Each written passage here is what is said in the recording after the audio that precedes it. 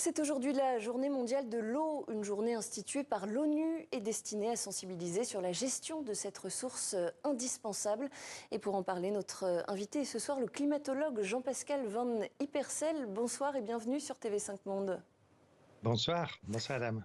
Jean-Pascal Van Ypersel, nous sommes aujourd'hui 8 milliards d'hommes et de femmes sur Terre. Nous serons 9,7 milliards en 2050 et près de 11 milliards en 2100. Le tout dans un contexte évidemment de réchauffement climatique.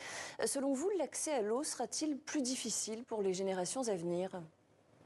C'est ce que le GIEC dit, en tout cas qu'avec les changements climatiques, dans bien des régions du monde, l'accès à l'eau va devenir plus difficile parce qu'on va avoir davantage de sécheresse et aussi, paradoxalement, parce qu'à bien des endroits, on va avoir de l'eau qui tombe plus fort et qui va donc être plus difficile à capter et à garder pour les usages que l'on veut en faire.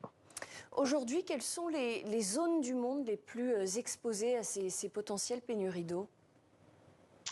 Alors, le sud de l'Europe fait partie des zones particulièrement menacées, mais aussi le nord de l'Afrique, tout l'ouest de l'Afrique également. Et donc, dans ces régions-là, on doit s'attendre dans les décennies qui viennent à avoir plus de difficultés du côté de l'accès à l'eau, notamment pour l'agriculture, qui est le domaine dans lequel on utilise la plus grande quantité d'eau dans le monde. 70% de l'eau que l'on utilise dans le monde, de l'eau potable qu'on utilise dans le monde est utilisée pour l'agriculture.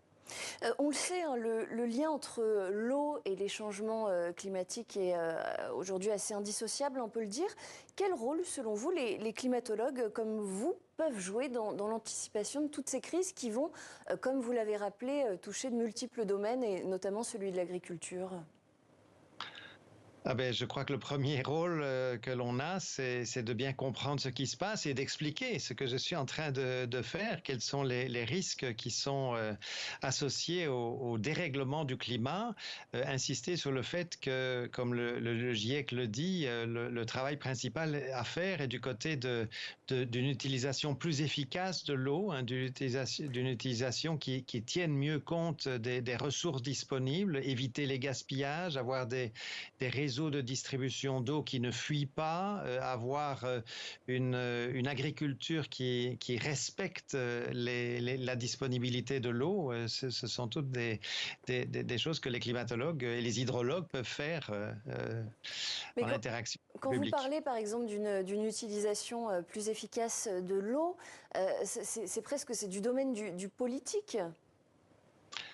Bien sûr que le politique a une responsabilité importante pour orienter les choix, aider à ce qu'on ne laisse pas cultiver, par exemple, dans des régions où l'eau est rare, des cultures qui demandent de grandes quantités d'eau. Cultiver des tomates, par exemple, dans des régions où l'eau est rare, ça doit devenir progressivement de plus en plus quelque chose qui est découragé.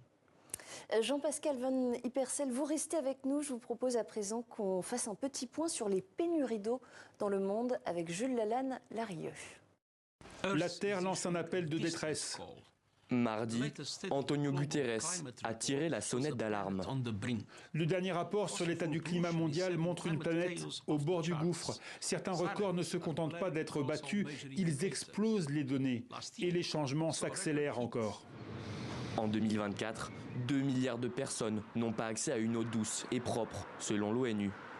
Plusieurs régions du monde sont gravement touchées. L'Amérique centrale, et notamment le Mexique, le bassin méditerranéen et l'Asie de l'Est.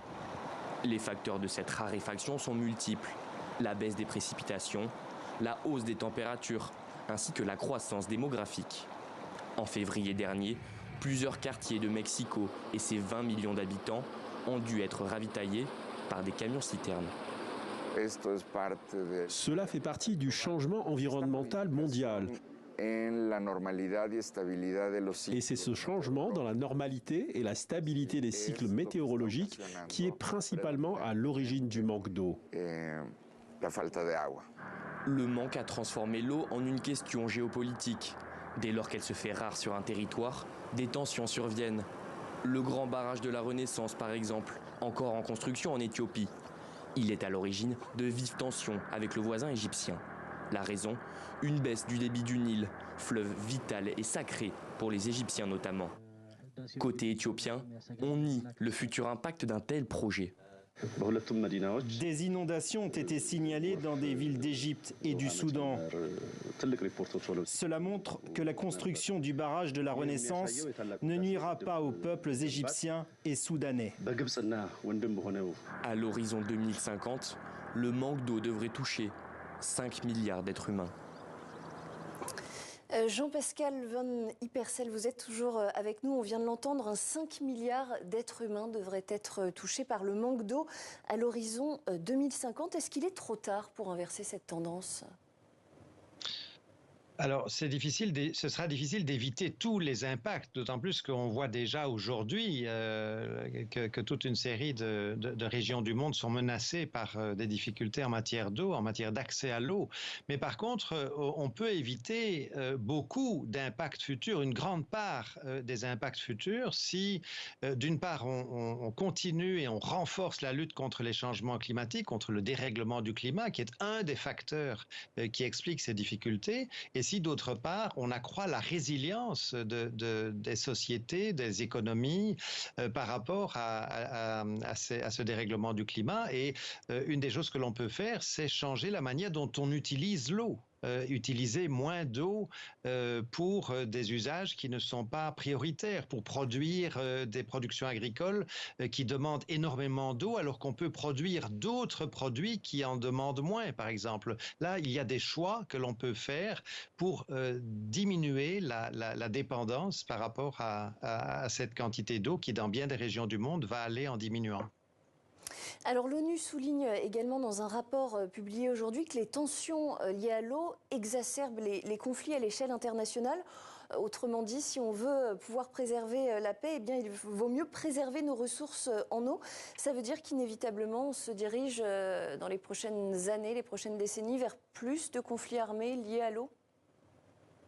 Et votre reportage qui montrait ce qui se passait en Éthiopie montre qu'effectivement la distribution de l'eau, la répartition de l'eau peut être un enjeu de conflit, peut devenir un enjeu géopolitique. Et ce n'est pas qu'entre l'Éthiopie et l'Égypte, il y a bien d'autres régions du monde où il y a déjà aujourd'hui des conflits entre les populations qui sont en amont et les populations qui sont en aval d'un fleuve. Donc oui, l'eau va devenir de plus en plus un enjeu géopolitique, et donc il faut gérer mieux cette eau, il faut accroître la résilience, il faut lutter contre les changements climatiques, il faut promouvoir des mesures d'adaptation au dérèglement climatique partout où c'est possible, et le secteur de l'eau est particulièrement important.